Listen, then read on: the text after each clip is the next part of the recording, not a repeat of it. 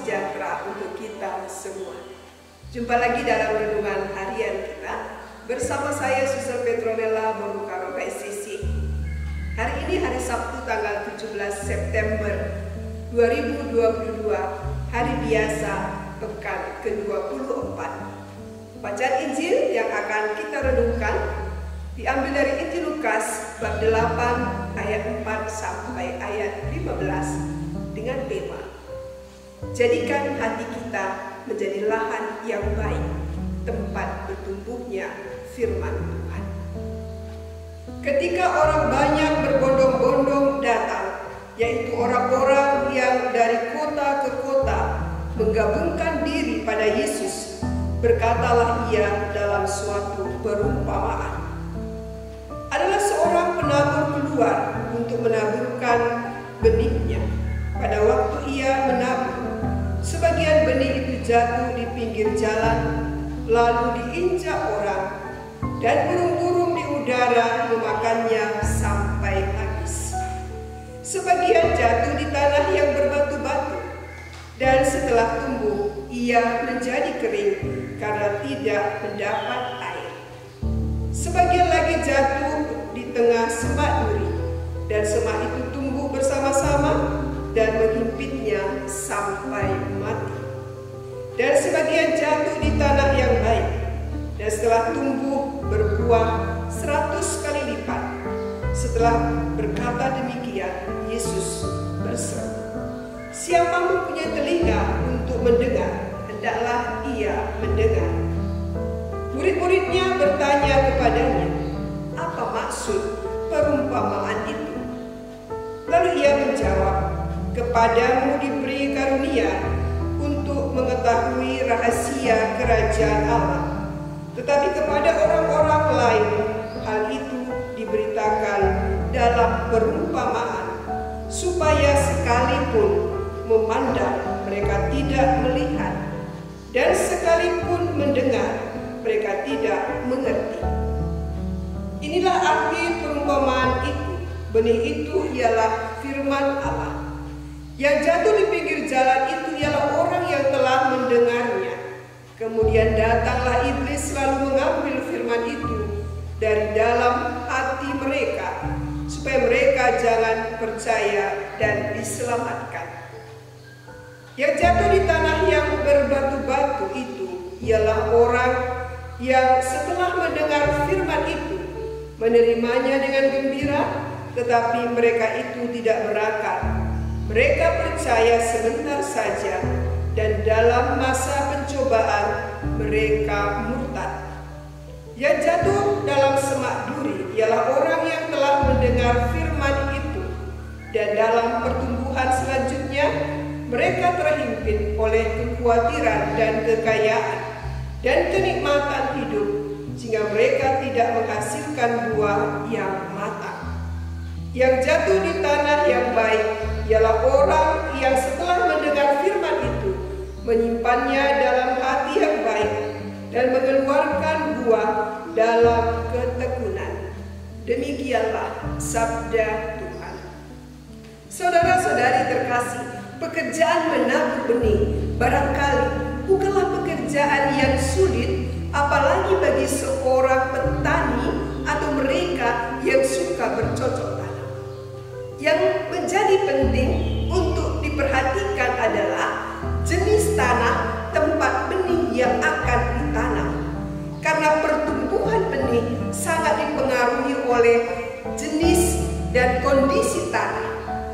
Apabila benih yang ditabur jatuh di tanah yang kurang subur atau berbatu-batu, pertumbuhan tanaman itu akan sangat sulit. Tumbuh, ya tumbuh, tetapi ibarat pepatah, hidup segan, mati tak mau. Lalu bagaimana supaya benih yang ditabur dapat bertumbuh dengan baik, berkembang dan menghasilkan buah? Mari kita belajar dari perumpamaan Yesus tentang penabur. Dikatakan seorang penabur menaburkan benih. Benih yang ditaburkan jatuh di berbagai jenis tanah. Ada yang jatuh di pinggir jalan, ada di tanah yang berbatu-batu, ada di tengah semak duri, dan ada di tanah yang baik. Yang jatuh di pinggir jalan diinjak orang, dan burung-burung di udara memakannya sampai habis. Yang jatuh di tanah yang berbatu-batu, ia tumbuh, dan setelah tumbuh ia menjadi kering karena tidak mendapat air. Yang jatuh di tengah semak duri terhimpit lalu mati. Dan yang jatuh di tanah yang baik, ia tumbuh dengan baik dan berbuah 100 kali lipat. Melalui perumpamaan ini, Yesus hendak menjelaskan tentang pemeliharaan hati manusia dalam mendengarkan dan menghidupi firman Tuhan.